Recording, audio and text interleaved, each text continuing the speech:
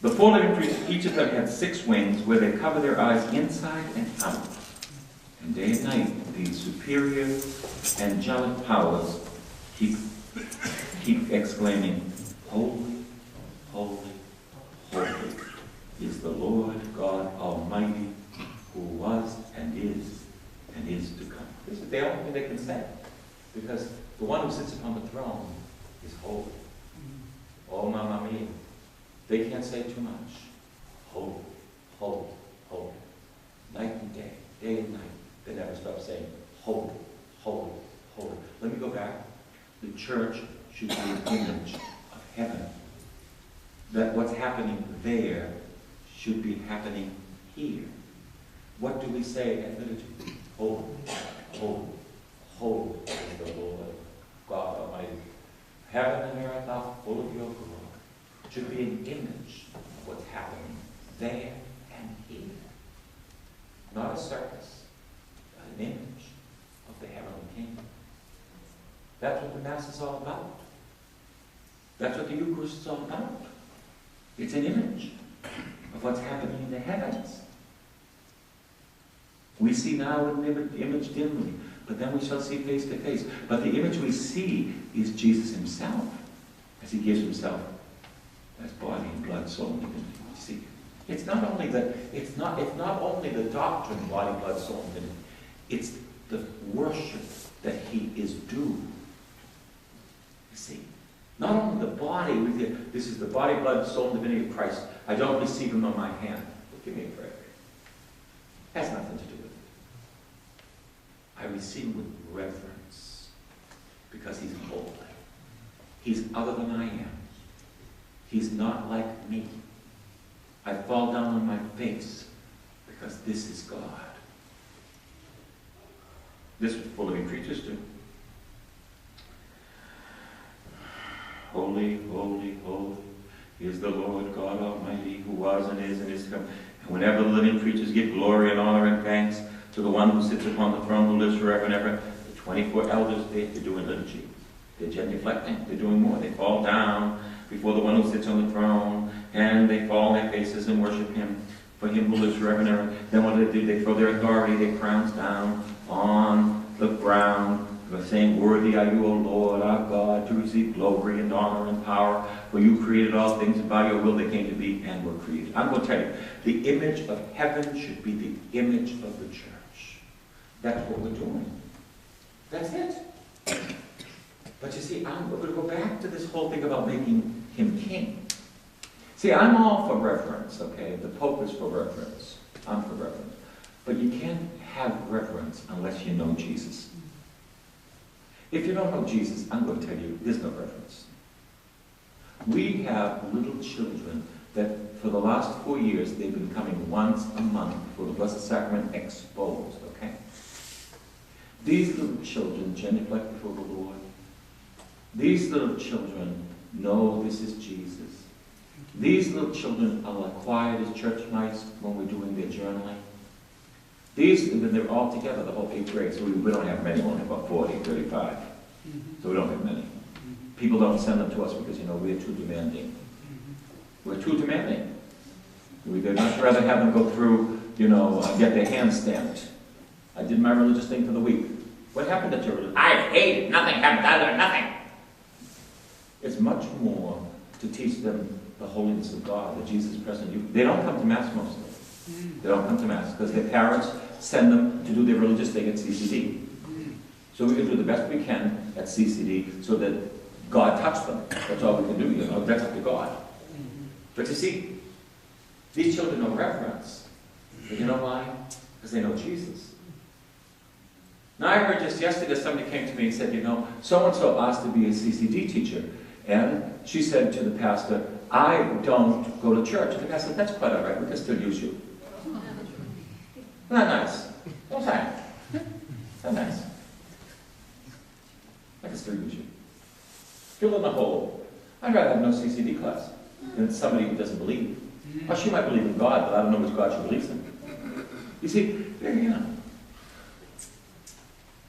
me a break. Just like saying, to the hospital staff, Today, I will do the operation for you, doctor. Because you know what? I've been studying a medical book. I'm going to come in and I'm going to take out that heart and I'm going to unclog those arteries. You know what they do? They shoot me. They get me out. They call the cops. Remember the guy, the Great Pretender, the movie? Do Google it. The Great Pretender. You know, he was a priest once. Everybody believed him. He gave absolution. Well, at least people were forgiven, but not to his absolution, I'll tell you. Celebrated the Eucharist was only bread. But he was pretending to be the priest. Everybody had reverence for him.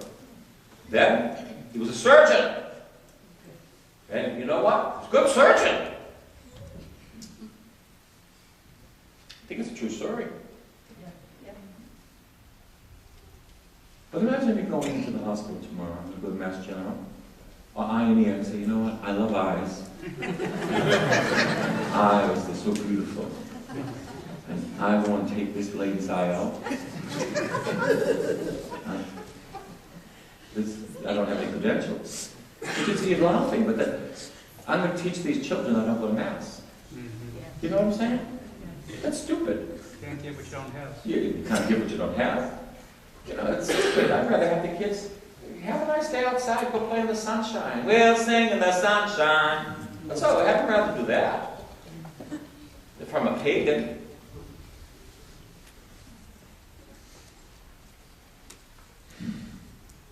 We don't want you as king. We don't want you as king. First of all, we won't reverence you because we don't know who you are. How can I reverence the one I don't know? That's why the first job of the church, according to Paul VI, not Tom DiLorenzo, is to preach the gospel and to preach it to every generation. That's what Paul VI says, that evangelization is when the church is most herself. Most people can use the word evangelization, but they have no idea what it means to evangelize. They say, to evangelize means to bring them to church. I don't think so. That's not what it means. The evangelization is to bring them to Jesus and then to the Christ, who is head of the church, to the church. But in that order. While the church brings them to Jesus and then to the church. That's evangelization. That they come to know Jesus Christ personally as the Lord. Yeah, you want to call it born again? I don't care what you call it. Just get it. You call it born again. Someone calls it a new birth experience. Another person calls it becoming a new creation. I don't care what you call it. It just has to happen. If anything, that's right. You just preach with me, little child. And that's it. If it doesn't happen, nothing's going to happen. How are they going to worship him when they don't know him? They're not going to worship anybody. But in heaven, what are they doing? They're worshiping. What should be happening on the church? We're the image of him and on what's happening in heaven. We should be worshiping what they're doing in heaven, the book of Revelation. We should be doing now. But why don't we? We don't want you as our king. We'd much rather worship ourselves. So we're going to send the old people to Canopy Lake. And we're going to have a whist party downstairs. And a beaten supper for these other people. So we're going to do the social club of the world called the church. Now, I have no problem with having social stuff. But you know, if all these old people don't know Jesus and they're ready to check out, they're going to be in trouble. They can eat all the beans they want, and they can go to all the whist parties they want, but you know what? It's not going to help them. This is true. I'm not trying to make you laugh. This is true. The church becomes what? A social event.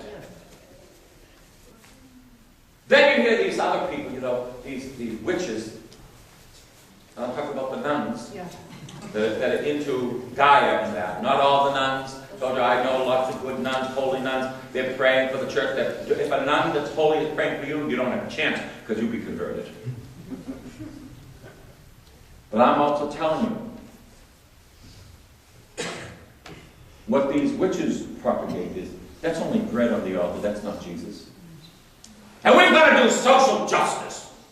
Like, what is social justice? You want to come out, sister, and feed the poor with us? Do you want to start baking chicken every week for the next year? Sister, do you want to come out and get cold and pray with the people? You know, that's what social justice is. Not talking about it. You can talk about social justice all you want. But it says in James, religion is religion like this. It